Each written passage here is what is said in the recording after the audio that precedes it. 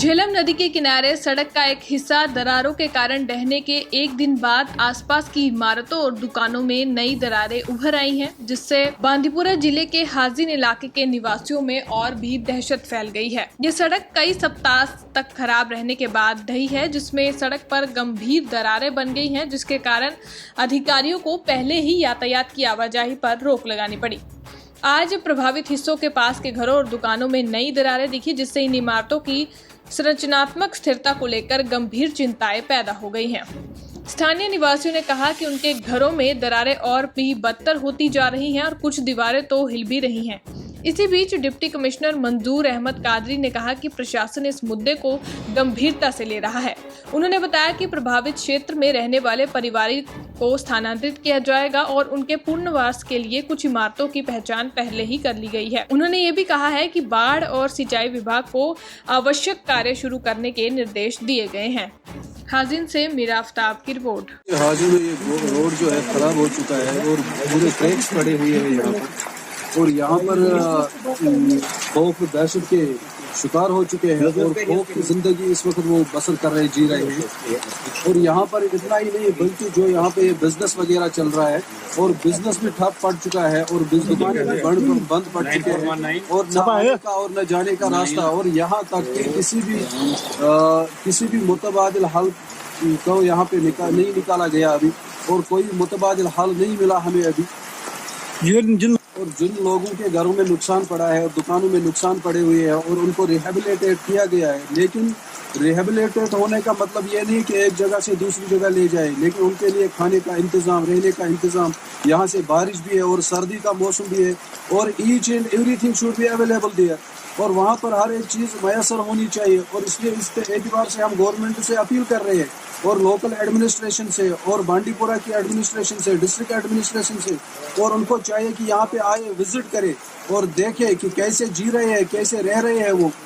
तो उस हवाले से उनको भी मोतबारा गुजारिश की वो यहाँ पे आ जाए कि जो हमारे कंसर्नड एमएलए साहब है और एलजी साहब है और हमारे डीसी साहब है, और ये सारे मिलके इसका कोई मुतबादिल हल निकाले और तभी लोग जो है राहत की सांस ले सके। और अगर ऐसा ना हुआ तो लोग जो है, अल्लाह ताला बचाए, कि लोग जो है दिन ब दिन खौफ दहशत के शिकार हो रहे हैं। सबसे पहले मैं यहाँ के लोगों को कहना चाहता हूँ कि आप अल्लाह की तरफ रुजू करें। जो सानिया होते हैं ये अल्लाह की तरफ से होते हैं, तो जितना हम अल्लाह की तरफ रुजू करेंगे तो इससे क्या हो जाएगा, अल्लाह हमारी तरफ से मुतवज्जा हो जाएंगे, तो बाकी जितने भी मसले मसाइल हैं वो हल हो जाएंगे। और रहा सवाल हाजिन के लोगों को, मैं आपके माध्यम से ये मैसेज देना चाहता हूँ कि आप नाराज़ मत हो जाए।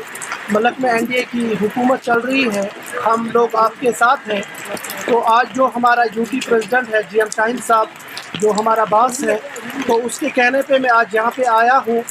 तो उसने आज ही एलजी साहब और चीफ सेक्रेटरी साहब के नोटिस में ये बात लाई है कि हाजिन में ऐसा मसला दरपेश आया है लोगों को, और यहाँ लोग परेशान हैं और बहुत सारे फैमिलीज़ ऐसे हैं जो मैंने अभी देखा यहाँ पे, वो खौफ और दहशत की हालत में हैं।